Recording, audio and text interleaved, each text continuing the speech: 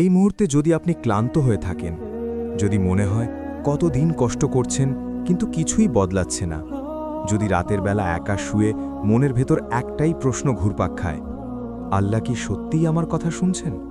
তাহলে এই গল্পটা শুধু আপনার জন্য।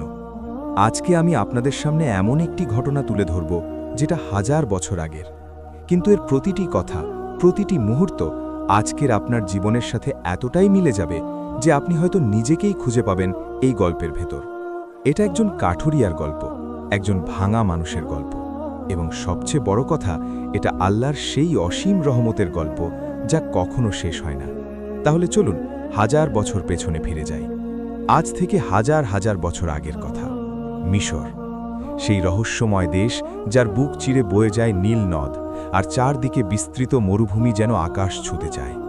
সেই মরুভূমির বুক চিরে এক ধুলো মাখা সরু পথ। সকালে সূর্য তখনও পুরোপুরি ওঠেনি, কিন্তু গরমের তীব্রতা ইতিমধ্যেই টের পাওয়া যাচ্ছে। বালির কণাগুলো যেন গায়ে এসে ঝাঁপ দিচ্ছে। পথের দুপাশে শুধু পাথর আর পাথর, কোথাও কোনো গাছ নেই, কোথাও কোনো ছায়া নেই।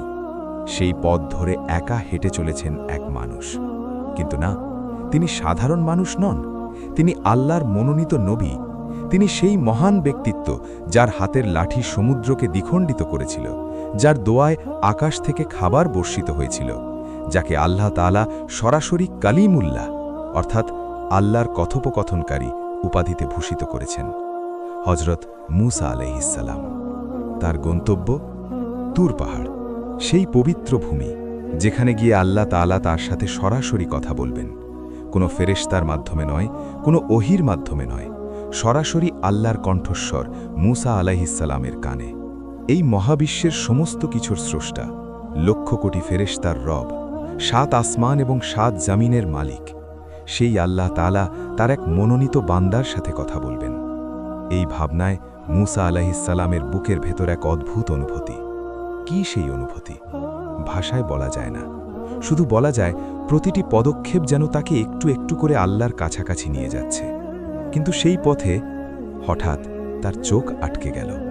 রাস্তার পাশে একটি ছোট গাছের ছায়ায় এক মানুষ বসে আছে। মুসা আলাইহিসসালাম থামলেন। নবীর চোখ কি শুধু সামনের রাস্তা দেখে? না, নবীর হৃদয় সবসময় মানুষের ব্যথা অনুভব করে। তিনি একটু কাছে গেলেন। যা দেখলেন তা যে কোনো মানুষের বুক ভারী করে দেওয়ার জন্য যথেষ্ট। লোকটির পরনে এমন একটি কাপড় যাকে পোশাক বলতে হলে লজ্জাই লাগে। ছেঁড়া, তালিম মারা, ধুলোয় ঢাকা, গায়ের চামড়া রোদে পুড়তে পুড়তে তামাটে হয়ে গেছে। হাতের তালু দেখলে বোঝা যায় এই হাত কত যুগ ধরে পাথরের মতো কঠিন কাজ করে আসছে।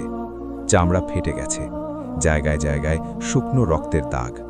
কাঁধের উপর একটা বিশাল কাঠের বোঝা, পাশে পড়ে আছে একটা পুরনো মরচে ধরা কুড়াল। লোকটির বয়স খুব বেশি নয়, হয়তো 30-35, কিন্তু তার চোখে মুখে এমন এক ক্লান্তি যেন সে শুধু আজকের না, বহু বহু বছরের ক্লান্তি বহন করছে। মুসা আলাইহিসসালাম ধীরে লোকটির পাশে গেলেন, মৃদু কণ্ঠে ডাকলেন, হে ভাই। লোকটি মাথা তুলল। আল্লাহর নবীকে দেখে তার চোখ একটু বড় হয়ে গেল। সে চিনতে পারল, এবং সেই মুহূর্তে বাঁধ ভাঙা জলের মতো তার চোখের কোণ থেকে একটি ফোঁটা জল গড়িয়ে পড়ল। শুধু একটা ফোঁটা, কিন্তু সেই এক ফোঁটা জলের মধ্যে কতটা ব্যথা ছিল তা হয়তো সে নিজেও জানত না। মুসা আলাইহিসসালাম বললেন, হে ভাই, তোমাকে কষ্টে দেখছি, কি হয়েছে তোমার? লোকটি ধীরে ধীরে বলল, হে আল্লাহর নবী, আমি একজন কাঠুরিয়া। প্রতিদিন ভোরের আজানের সাথে সাথে উঠি, পানি খেয়ে বেরোই, সারাদিন জঙ্গলে কুড়াল চালাই, রোদে পুড়ি, ঘামে ভিজি, বিকেলে কাঠ বাজারে নিয়ে যাই।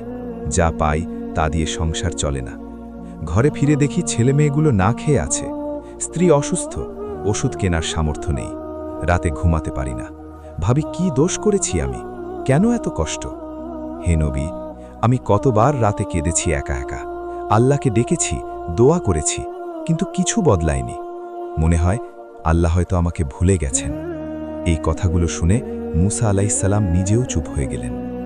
আপনি কি জানেন এই কথাগুলো শুনলে একজন নবীর কেমন লাগে? একজন নবী শুধু আল্লাহর বার্তাবাহক নন, তিনি তার উম্মতের পিতার মতো।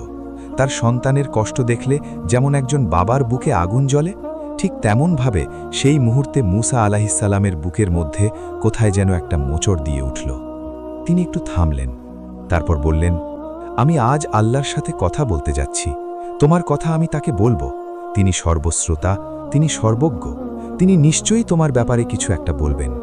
কাঠুরিয়া কাঁপা হাত তুলল, হাত জোড় করল, বলল, হে নবী, শুধু একটাই প্রশ্ন করবেন আল্লাহকে, শুধু একটাই, আমার এই পরিদ্র কি কোনোদিন শেষ হবে? মুসা আলাইহিসসালাম তুর পাহাড়ে পৌঁছলেন। পাহাড়ের চূড়ায় পা দিতেই পরিবেশ বদলে গেল। এখানকার বাতাস আলাদা, এখানকার নীরবতা আলাদা, এমন এক নীরবতা যার মধ্যে হাজারো কথা আছে। তারপর সেই আলো, এক অলৌকিক নূর, এমন আলো যা চোখকে অন্ধ করে দেবার উপক্রম, অথচ হৃদয়কে শান্ত করে দেয়। যেন এই আলো শুধু চোখের জন্য নয়, আত্মার জন্য। এবং তারপর আল্লাহর বাণী। আরবি ভাষায় একটি কথা আছে, কালামুল্লাহ, আল্লাহর কথা, যে কথা শুনলে পৃথিবীর সব শোরগোল থেমে যায়, যে কথার সামনে সমস্ত রাজা বাদশাহার বক্তৃতা তুচ্ছ হয়ে পড়ে। সেই বাণী মুসা আলাইহিসসালামের কাছে আসতে লাগল, পবিত্র, গভীর, প্রশান্তিতে ভরা। কথোপকথন চলতে লাগল। আল্লাহ তার নবীকে দিক নির্দেশনা দিচ্ছেন, জাতির জন্য বিধান দিচ্ছেন। মুসা আলাইহিসসালাম শুনছেন, আত্মস্থ করছেন। কিন্তু তারপরেও মুসা আলাইহিসসালামের মনের এক কোণে সেই কাঠুরিয়ার মুখটা ভাসছে, সেই ফাটা হাত, সেই না খাওয়া ছেলে মেয়ে, সেই চোখের এক ফোঁটা জল। তিনি আর থাকতে পারলেন না। একটু সুযোগ বুঝে বললেন, হে আমার রব, আমার এক বান্দা আমাকে একটা প্রশ্ন জিজ্ঞাসা করতে বলেছে। সে একজন কাঠুরিয়া, সারা জীবন পরিশ্রম করেছে, কিন্তু তার ভাগ্য বদলায়নি। সে জানতে চায় তার এই পরিদ্র কি কোনোদিন শেষ হবে? আল্লাহ তাআলার উত্তর এলো, শান্ত, স্থির, অথচ মহাসমুদ্রের মতো গভীর। হে মুসা, ওই বান্দার জন্য পুরো জীবনে মাত্র 3 দিরহাম বরাদ্দ। এটাই আমার ফয়সালা। তবে সে চাইলে এই 3 দিরহাম এখনই একবারে নিতে পারে, অথবা সারা জীবন ধরে ধীরে ধীরে পেতে পারে। মুসা আলাইহিসসালাম স্তব্ধ হয়ে গেলেন। মাত্র 3 দিরহাম, একটা মানুষের পুরো জীবনের জন্য মাত্র 3 দিরহাম। তিনি কিছুক্ষণ চুপ হয়ে রইলেন। বুকের ভেতর কি যে অনুভব হচ্ছিল তা ভাষায় প্রকাশ করা যায় না। তিনি ভাবলেন, এই খবর নিয়ে কিভাবে ফিরব? এটা শুনলে কি লোকটি ভেঙে পড়বে না? মুসা আলাইহিসসালাম পাহাড় থেকে নামলেন, সেই পথে ফিরে এলেন। কাঠুরিয়া তখনও সেখানে ছিল, অপেক্ষায় বসে আছে। মুসা আলাইহিসসালাম তার পাশে ধীরে বসলেন। কিছুক্ষণ কিছু বললেন না, শুধু তার মুখের দিকে তাকিয়ে রইলেন। তারপর ধীরে ধীরে প্রতিটি শব্দ সাবধানে বেছে নিয়ে সব বললেন। আল্লাহ বলেছেন, তোমার জন্য পুরো জীবনে মাত্র 3 দিরহাম বরাদ্দ। তুমি চাইলে এখনই একসাথে নিতে পারো, অথবা সারা জীবন ধরে অল্প অল্প করে। কাঠুরিয়া চুপ। মুসা আলাইহিসসালাম তার মুখের দিকে তাকিয়ে, এখন কি সে কাঁদবে, রাগ করবে, বলবে এটা কোনো ন্যায় বিচার নয়?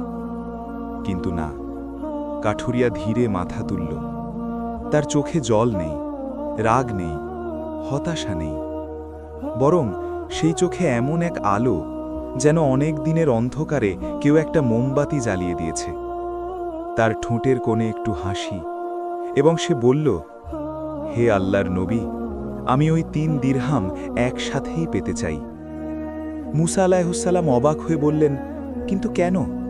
পুরো জীবনের সম্পদ একবারে নিয়ে নিলে পরে কিভাবে চলবে?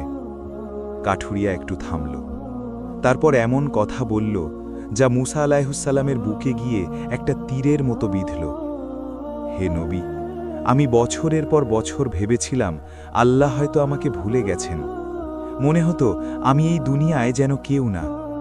কিন্তু আজ, এই মুহূর্তে আমি জানলাম আল্লাহ আমাকে ভুলে যাননি। তিনি আমার হিসাব রাখেন। আমার জন্যেও তার কাছে একটা বরাদ্দ আছে, ছোট হলেও সেটা আছে। 3 দিরহামই হোক, সেটা তার দেওয়া। আমি তার সিদ্ধান্তে সন্তুষ্ট। ভবিষ্যতের চিন্তা আমি আল্লাহর হাতে ছেড়ে দিলাম। তিনি যদি 3 দিরহাম দেওয়ার সিদ্ধান্ত করে থাকেন, তাহলে নিশ্চয়ই তার কোনো হিকমত আছে। তিনি আমার চেয়ে ভালো জানেন আমার জন্য কোনটা ভালো। মুসা আলাইহিসসালাম নিজেকে সামলাতে পারলেন না। তার চোখ ভিজে এলো। কিছুদিনের মধ্যে কাঠুরিয়া সেই 3 দিরহাম পেয়ে গেল। 3টি ছোট মুদ্রা, ঝকঝকে, রূপালি। সে সেগুলো হাতের মুঠোয় নিয়ে বসে রইল অনেকক্ষণ। তার চোখে কৃতজ্ঞতার জল। বলল শুধু একটাই কথা, আলহামদুলিল্লাহ। এরপর সে কি করল? সে ভাবল, এই 3 দিরহাম দিয়ে কি করব? একটু ভালো খাবার কিনব, স্ত্রীর জন্য ওষুধ আনব, ছেলে মেয়ের জন্য কাপড় কিনব। এগুলো সবই যুক্তিসঙ্গত, কিন্তু কাঠুরিয়া অন্য কিছু করল। সে নিজের জন্য মাত্র সামান্য খরচ করল। বাকি 2 দিরহাম নিয়ে বের হলো পাড়ায় পাড়ায়। একজন বিধবার ঘরে গেল, যার সেদিন চুলা জ্বলেনি, তার হাতে 1 দিরহাম দিল। একজন অন্ধ বৃদ্ধের পাশে গেল, যে পথের ধারে বসে আছে ভিক্ষার থালা সামনে নিয়ে, তার হাতে আরেকটি দিরহাম দিল। তারপর সে ফিরে গেল, কুড়াল কাঁধে নিল এবং আবার জঙ্গলে গেল কাঠ কাটতে। এতে কোনো অলৌকিকতা শুরু হয়নি সেই মুহূর্তে। কোনো ফেরেশতা আসেনি, আকাশ থেকে সোনা ঝরেনি, কোনো জাদুর বাতি জ্বলেনি। শুধু একটা সাধারণ কাঠুরিয়া তার পুরনো মরচে ধরা কুড়াল নিয়ে জঙ্গলে গেল। কিন্তু সেদিন থেকে ধীরে ধীরে কিছু একটা বদলাতে শুরু করল। প্রথম দিন সে যত কাঠ কাটল, বাজারে তার ক্রেতা পাওয়া গেল এমন জায়গা থেকে যেখান থেকে সে কখনো আশা করেনি। একজন ব্যবসায়ী এসে বলল, তোমার কাঠ দরকার আমার, তুমি কি নিয়মিত দিতে পারবে? পরদিন আরও বেশি দাম পেল, তার পরের দিন আরও। কয়েক সপ্তাহের মধ্যে তার হাতে জমতে শুরু করল টাকা। সে যে জমিটুকু কিনল তা উর্বর হয়ে উঠল। সে যে ছোট ব্যবসায় হাত দিল তাতেই লাভ হল। সে যে পণ্য বিক্রি করল, বাজারে হঠাৎ সেটার দাম বেড়ে গেল। মাস গেল, বছর গেল, সেই ভাঙা কাঠুরিয়া আর নেই। তার জায়গায় দাঁড়িয়ে আছে এক সম্পদশালী মানুষ, যার হাত এখনও কুঠার ধরার অভ্যাসে শক্ত, কিন্তু চোখে এখন কৃতজ্ঞতার এক অসাধারণ আলো। মুসা আলাইহুসসালাম আবার তুর পাহাড়ে গেলেন, আবার সেই নূর, আবার সেই কালামুল্লাহ। কিন্তু এবার মুসা আলাইহুসসালামের মনে একটা প্রশ্ন যেন ঘুরপাক খাচ্ছে। একটু সুযোগ পেয়ে তিনি বললেন, হে আমার রব, তুমি বলেছিলে ওই কাঠুরিয়ার ভাগ্যে মাত্র 3 দিরহাম, কিন্তু এখন সে তো অনেক সম্পদের মালিক, এটা কিভাবে হলো? আল্লাহ তাআলার উত্তর এলো, এবং সেই উত্তর শুনে মুসা আলাইহুসসালামের পুরো সত্তা কেঁপে উঠল। আল্লাহ বললেন, হে মুসা, আমি সত্যি বলেছিলাম তার তকদিরে 3 দিরহাম ছিল, কিন্তু সে যখন সেই 3 দিরহাম পেয়ে আমার প্রতি কৃতজ্ঞ হল, আমার ফয়সালায় সন্তুষ্ট রইল এবং নিজের সামান্য সম্পদ থেকেও আমার বান্দাদের জন্য দান করল, তখন আমি তার জন্য রিজিকের নতুন দরজা খুলে দিলাম। সে তার তকদিরের সীমা লঙ্ঘন করেনি, বরং তার সবর, তার শকর এবং তার দানশীলতা তার জন্য নতুন তকদির রচনা করে দিয়েছে। হে মুসা, যে বান্দা অল্পে সন্তুষ্ট থেকে আমার প্রতি কৃতজ্ঞ থাকে, আমি তার জন্য এমন উৎস থেকে রিজিক পাঠাই যা সে কল্পনাও করেনি।